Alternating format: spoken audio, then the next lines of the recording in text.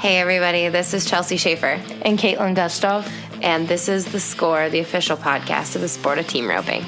This is the Team Roping Journal's semi-weekly podcast highlighting the team roping industry's top talents and influencers through stories that inspire and connect ropers. We sit down with ropers from the professional ranks as well as industry icons and producers to delve into topics that make the team roping world tick. This is season 2. It will feature even deeper interviews, storytelling, and issue-based coverage, and we are so excited you're here. Hey everybody, this is Chelsea. And Caitlin. And this is The Short Score. This is bubble time. This is where it gets really intense. And so we're going to keep our part pretty short because we have Coleman Proctor on the episode, and he is going to give you the full rundown of what everybody's doing on the bubble, about the rodeo counts, which this is rodeo count time. It's crunch time. This is where the guys who rodeoed a lot in the winter and a lot in the summer are really going to have to panic a little bit because they might be out of rodeos, running out of rodeos. So we'll kind of get to see. Yeah.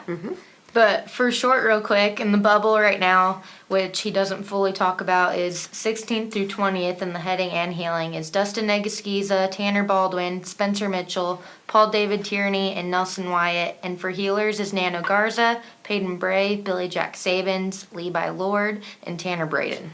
Absolutely. And if things ended now, there's going to be about 4 teams that are split up at the NFR. So that's pretty exciting. It's kind of always sucks when the teams get split up, but there are teams that get on a roll. A long time ago, Clay Tryon and Michael Jones got on a roll and won the average. First time they'd really ever roped together was in Vegas.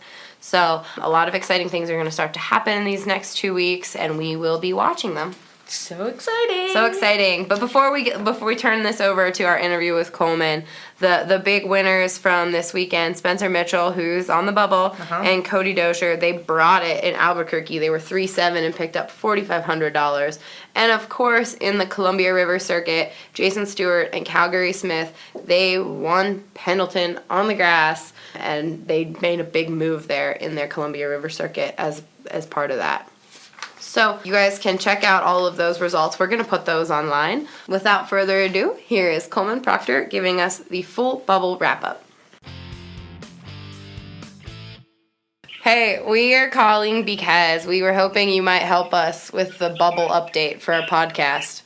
I don't know if you've been watching or not, or know where things are. What are you looking at? Man,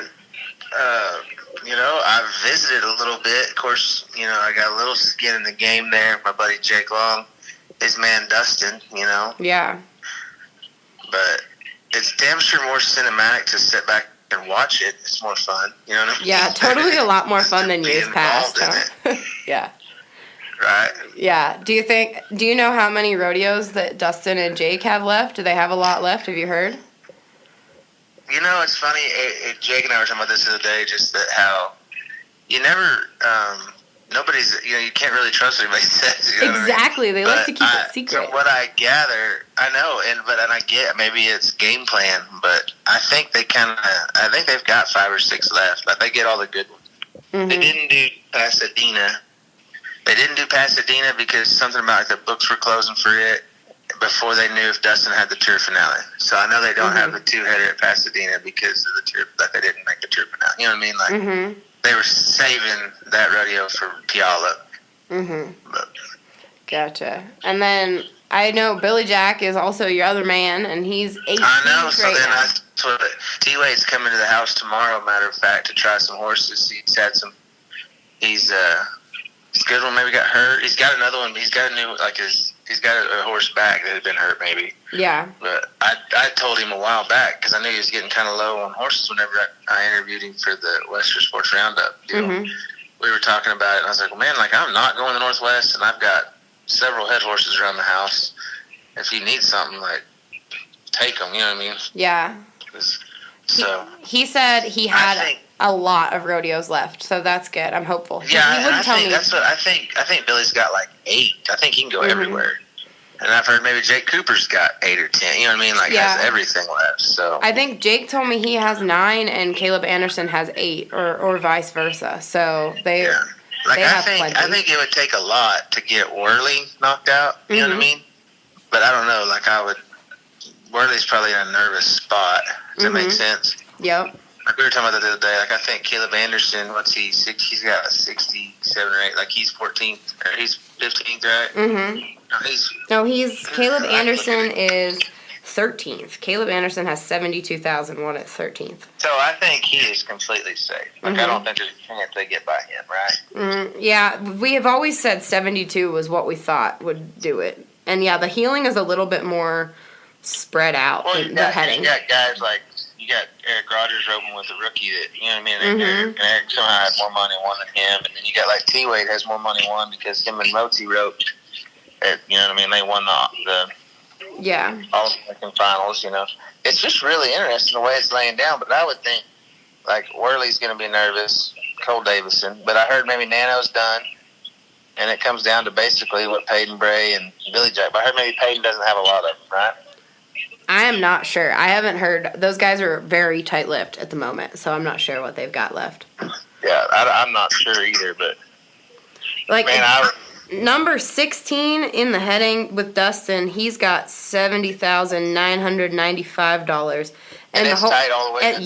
The whole way up to T-Wade at 13th has $71,435. I mean, it is $500 difference. Yeah, that's going to be tough right there. Those 4 spots. Man, I think on the head side, you know, the wild card having Spencer Mitchell. Now I get he's 7,000 back, and I have no idea how much he's got left. But got about 5 left. The thing that would make me nervous. Okay, so when you're looking at the head and the healing, you look at a guy like Spencer Mitchell. He's 7,000 back. But, man, he's a killer. Like, he is a gamer, and especially when it comes to the end. Like, I don't know if he's made the finals without having to win at the end. You know what I mean? Yeah, I don't think so. He's clutch as they come. Like the other day going 3-7 at Albuquerque. So if I'm sitting there 15th, like the year that I made it 15th, when I started the week out, the last week, I had Synergy was like 10,000 behind me and almost got by me. You know, so I mean, a guy like Spencer, he's got that kind of knockout power. You know what I mean? Like Dustin Esquiza, he's liable to win 10,000 in 3 rodeos. You know what I mean? Like he's liable to win first everywhere he goes for 5. So guys like that are the ones you really have to, I think, you know, pay attention to. So I mean, if I'm sitting there at 15th, I'm really worried about a guy like Spencer Mitchell, especially after he gained some momentum leaving Albuquerque. Yep. Especially now we're getting back indoors. A lot of one-headers, barriers are going to be back 1 under, same as. And on the healing, man, you get a veteran like we were talking about this the other day. If it's ended right now, you know, you'd have basically you almost assume like Tyler Way would head again for Cole Davison. I don't think they've run a steer since they left the national finals last year. Like how ironic would that be?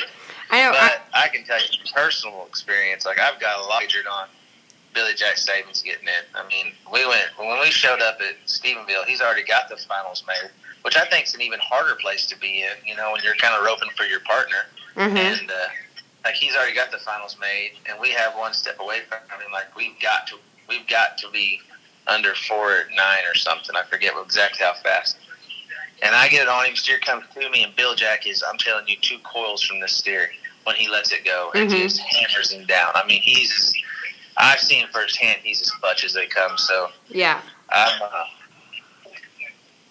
got a lot wagered on him making it. And I think him and T-Wade will hit a rhythm. You know, I saw that last year with T-Wade when he went to Omaha and Kansas City. Like, he just flipped the switch and really got to spinning steers back. So, yeah. And, I mean, that team, they win first a lot. And that's like I said, like, you got to – this time of year, it's going to be the guys who are able to kind of throw caution to the wind and have the ability to win first, not just place, I think. You know what I mean? Yeah, absolutely. It's an interesting bubble this year, it feels like. It is kind of neat, huh? Yep. It's we're going to have a lot of first-timers there. Yeah, a lot of first-timers. Great all year. It's crazy what a drop it is, too. Like, at 12th, Hunter's got 84,000, and then you drop to Caleb Anderson, who's got 72, which you always assume is pretty well safe, you know? And then you drop from there, you know, 69, 68, and then Bill Jack is 62.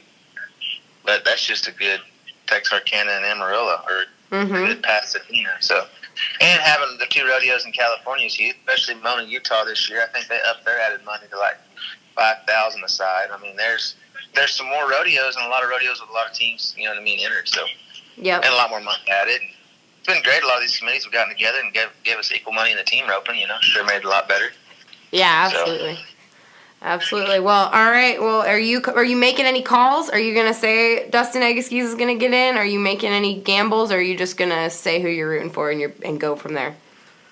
Man, I'm pulling for Billy Jack Sabins, and I want all those guys to make it. Honestly, you know how it is. I mean, we've all rodeoed all year. I've been fortunate that I had a great, start to them early on. I didn't have to go rodeo the last month or 6 weeks, but I would just kind of fly into this tour finale or fly into San Juan, and that's just a great bunch of guys on the bubble this year. All of them are. Like Eric Rogers let me on his horse at San Juan, and Bill Jack would help me out do anything I need, and Dustin's the same way. So you want all those guys to make it. Yep. I'm pulling for all of them, and hope they all have a safe trip. I know they're fixing to start doing some crazy stuff.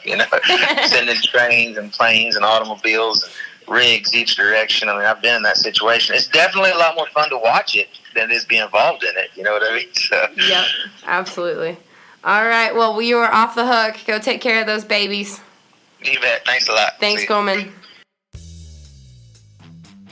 All right, everybody. Thanks for listening today. Caitlin, thanks for pulling all these results.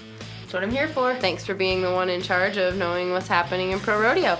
Thanks, everybody. Thanks for listening, and leave us a review. Good luck for Bubble Boys. Yep, good luck, everybody.